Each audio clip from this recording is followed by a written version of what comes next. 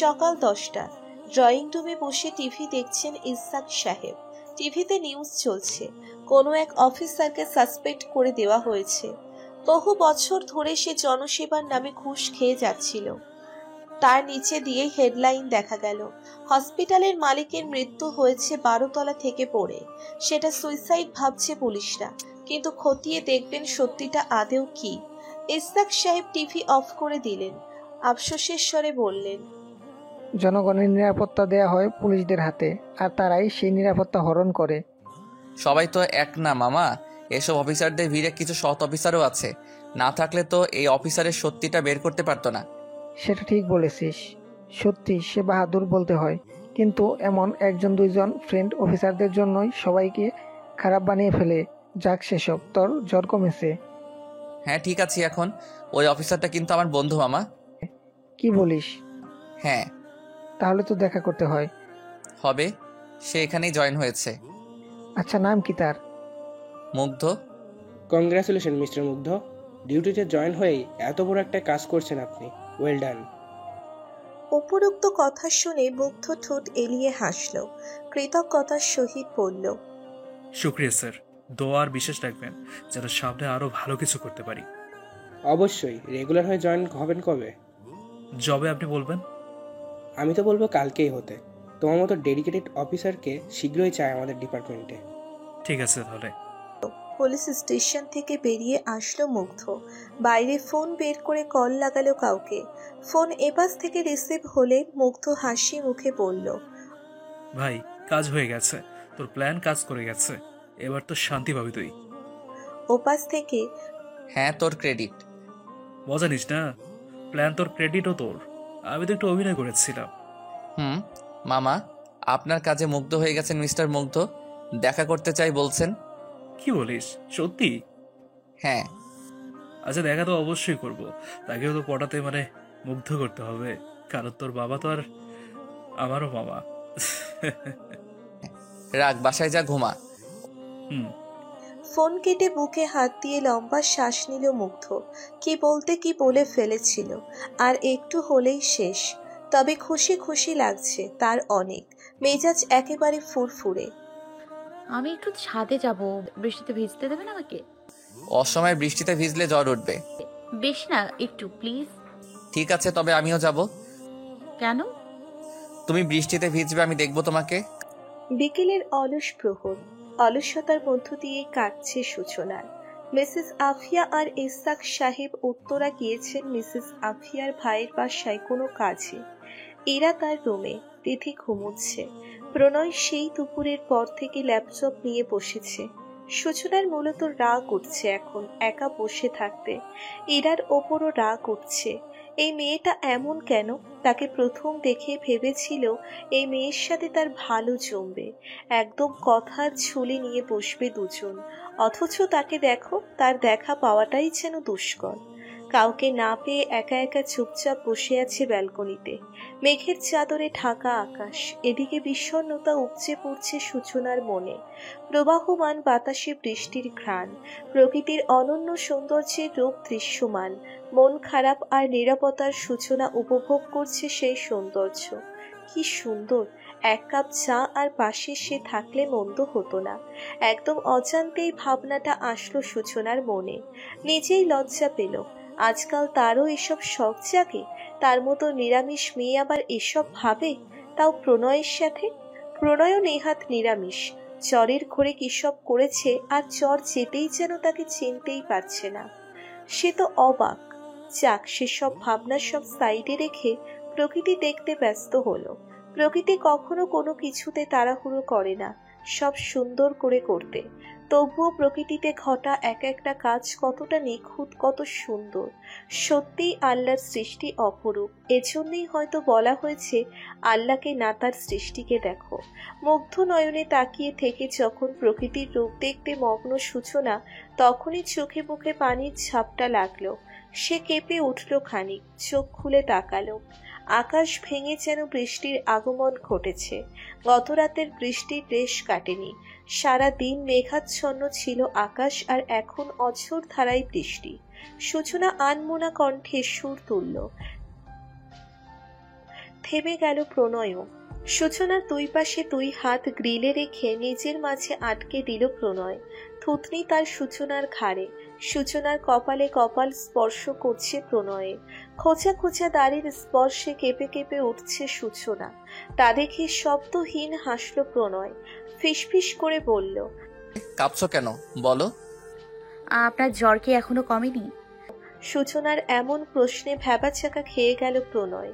হালকা গলা খাকারি দিয়ে জিজ্ঞেস করল, জ্বরের কথা জিজ্ঞেস করছো কেন? আপনি জ্বরের ঘোরে উল্টাপাল্টা বকেছেন সকালে, কিন্তু যখন জ্বর কমলো তখন তো আর আপনাকে আমার আশেপাশেও দেখিনি। এখন আবার সকালের মতো কাহিনী শুরু করেছেন, তাই ভাবলাম আবার জ্বর এসছে কিনা। নিচু কায়দায় ছোট্ট করে হাসল প্রণয়, দুষ্টুমির স্বরে বলল, তার মানে তুমি চাইছিলে যেন আমি সকালের মতো আচরণ করি, তাই না? মোটেও না। সে কথা কে বলল? তুমি তো বললে। আমি কখন বললাম? আশ্চর্য। মুখে বলনি, কিন্তু মনের চোখ দিয়ে তোমার মন পড়ে নিয়েছি। ভালো করেছেন, ছাড়ুন। যাও, আমি ধরে রাখিনি তো। হাত না সরালে যাবো কিভাবে? যেতে পারলে যাও, না পারলে এইভাবেই থাকো। আমার তো ভালোই লাগছে। আমি একটু ছাদে যাব, বৃষ্টিতে ভিজতে দেবেন আজকে? অসময়ের বৃষ্টিতে ভিজলে জ্বর উঠবে। বেশি না, একটু ভিজবো। না। প্লিজ।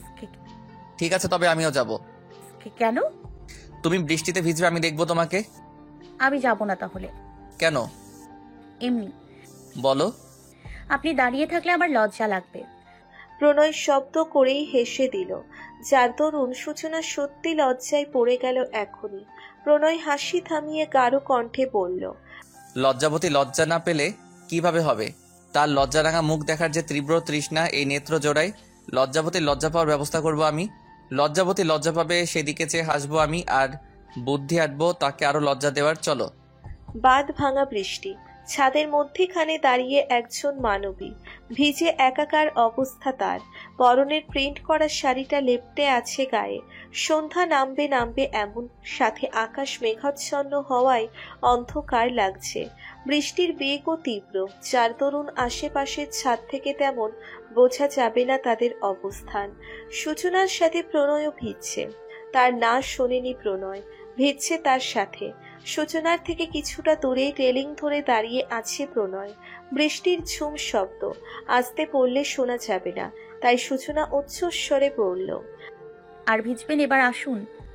প্রণয় শুনল কিনা কে জানে, কিন্তু জবাব আসলো না কোনো। সূচনা এবার এগিয়ে গেল তার পাশে তার দিকে মুখ করে দাঁড়ালো, বলল, অনেক ভিজেছেন, এবার আসুন। আজকেই জ্বর হয়েছে, পুরোপুরি না কমতেই আবার আসবে। কথা শোনেন না কেন? কত করে বললাম ভিজবেন না। আমিও ভিজবো না, চলুন যাই। চলে, কিন্তু না, কথা শোনে কে? ভাড়তারা একটা, চলুন। নিজের মতো করে বকবক করে চলেছে সূচনা, কিন্তু প্রণয় জবাব দেয়নি কথার। তা দেখে সূচনা আবার কিছু বলার জন্য মুখ খুলতে নিবে, তার আগেই হাত ধরে ফেলল প্রণয়। হাত ধরে টেনে নিজের সামনে দাঁড় করালো, তার দিকে পিঠ করে। আবারও থুতনি রাখলো সূচনার গ্রীবায়। সূচনা বিমূঢ় হয়ে গেল, চুপ করে রইল সে। তার থুতনিটা সূচনার ঘাড়ে রাখা অবস্থায় নড়চড় হচ্ছে, সেখানটায় আলতোভাবে স্পর্শ করছে ঠোঁট। প্রণয়ের এক হাতের বিচরণ সূচনার উদরে। সূচনা শক্ত করে দাঁড়িয়ে আছে, তাকে স্বাভাবিক দাঁড়িয়ে থাকতে দেখে তার কানের কাছে ফিসফিস করে প্রণয় জিজ্ঞেস করল, তোমার লজ্জা লাগছে না? ঠোঁট কামড়ে ধরল সূচনা। ইস, এমন প্রশ্ন করতে হয়? সে কি এতটুকু বোঝে না যে তার কি পরিমাণ লজ্জা লাগছে? সূচনা নির্বাক দাঁড়িয়ে রইল সামনে তাকিয়ে। প্রণয় মাথা বাঁকিয়ে সূচনাকে দেখছে। মিনিটের নীরবতা, অতঃপর প্রণয় গাঢ় কণ্ঠের উক্তি, সে বৃষ্টি বিলাসে ব্যস্ত, আর আমি তাকে। এমন মুহূর্ত শতবার আসুক, হাজারবার আসুক। একবার জ্বর হোক, তখন বুঝবেন। ফট করে বলল সূচনা। তার কথার পিঠে প্রণয় বলল, জ্বর হোক, জ্বরের ঘরে সুখময় সব অঘটন ঘটুক আমার দ্বারা। সে অঘটনের কথা চিন্তা করে লজ্জায় মিয়ে যে মুখ লুকাক সে আমার বুকে। সূচনাকে নিচের দিকে ঘুরিয়ে মাথার সাথে মাথা ঠেকিয়ে দাঁড়ালো, ফিচিল কণ্ঠে বলল, তুমি জানো তোমার শরীরের প্রতিটা ভাঁজ আন্দাজ করতে পারছি আমি। সূচনা চকিতে দৃষ্টিতে তাকালো।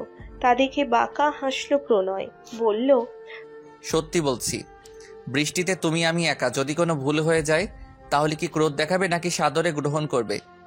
চোখ খিচে বন্ধ করে নিল সূচনা। লজ্জায় কান গরম হয়ে গেছে তার। প্রণয় বলল, চলো তাহলে। এমনই একদিন ছিল ইরাবতী। মেঘাচ্ছন্ন আকাশ, বৃষ্টি ছিল না যদিও। কলেজের নবীনবরণ অনুষ্ঠানে নীল জামদানি পরা, মুখে প্রসাধনীর আলিঙ্গন, হিজাবে আবৃত এক রমণী স্টেজের সামনে একপাশে বসেছিল সে।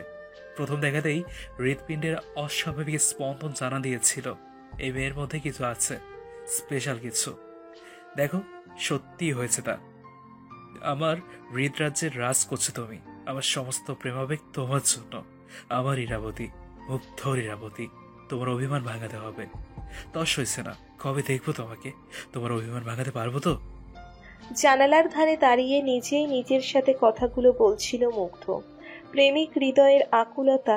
আচ্ছা, এই আকুলতা কি পারবে ইরার মন গলাতে, নাকি নতুন কোনো বিচ্ছেদের গল্প রটবে? বৃষ্টির বেগ কমে গেছে বেশ খানিকটা। সন্ধ্যা ঠেলে রাতের আগমনও ঘটেছে বহু আগে। রাত 9:30 এখন। মিসেস আফিয়া আর ইসহাক সাহেব বাসায় ফেরেননি। বৃষ্টির কারণে আসতে দেয়নি তাদের। অগত্যা থেকে যেতে হয়েছে উত্তরাতেই। মিসেস আফিয়া ফোন করেছিলেন সূচনাকে।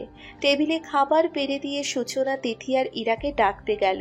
ইরার রুম লক করা বরাবরের মতো। তিথির জ্বর উঠেছে। তার জ্বরের কথাটা মিসেস আফিয়া আর ইসহাক সাহেবকে জানায়নি। অযথা চিন্তা করবেন। সিজনাল ফিভার, ঘরে একজনের হলে অন্যজনেরও হয়ে যায়। ঔষধ খেলে ঠিক হয়ে যাবে। কিন্তু তিথি ঘুমুচ্ছে। সূচনা ডাকেনি, ঘুমাক। সবার খাওয়া শেষ হলে সে খাইয়ে দিবে। মিসেস আফিয়া বলেছিলেন তাকে, আমার 4 ছেলে মেয়ের মধ্যে সবচেয়ে দুর্বল হচ্ছে তিথি। একটু কিছু হলেই একেবারে নিস্তেজ হয়ে যায়। সব আমার উপর ছেড়ে দেয়। অসুস্থ হলে পানিটা পর্যন্ত খাইয়ে দিতে হয়। প্রায় সব পরিবারে এমন একজন থাকেই। এরার রুমের দরজায় নক করতে নিলেই দরজা খুলে যায়, মানে ভেড়ানো ছিল দরজা। সূচনা দরজায় দাঁড়িয়ে জিজ্ঞেস করলো, ইরা আসবো?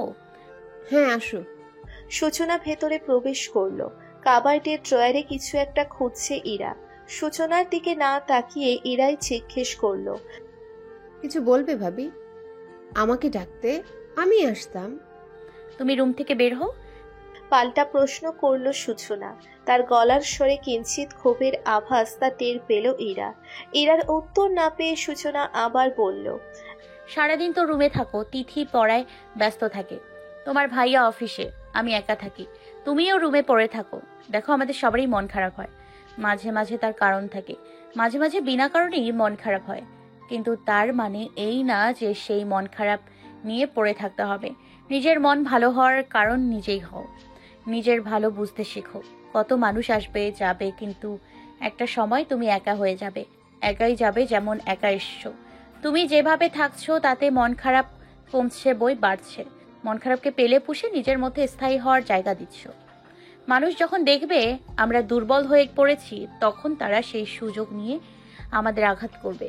তোমার দুর্বল জায়গা মানুষকে দেখিও না, বুঝেছো? খেতে আসো এখন। একটানা কথাগুলো বলে গেল সূচনা। এরা হাতের কাজ থামিয়ে দিয়েছে। দৃষ্টি এক জায়গায় স্থির ছিল এতক্ষণ। সূচনার শেষ কথায় মাথা নাড়িয়ে বোঝালো যে সে বুঝতে পেরেছে। তাকে আসতে বলে সূচনা চলে যেতে ধরলে এরা পেছন থেকে বলে উঠল, চলেই যেহেতু যাবে, তাহলে তারা আছে কেন ভাবি? কিছু মানুষের আগমনই হয় চলে যাওয়ার জন্য, হয়তো স্বইচ্ছায়, নয়তো নিয়তি বাধ্য করে। কিন্তু কারো জীবন থেমে থাকে না, কারোর জন্য বাঁচতে হয়। যা হয় তার পেছনে কারণ থাকে কোনো না কোনো।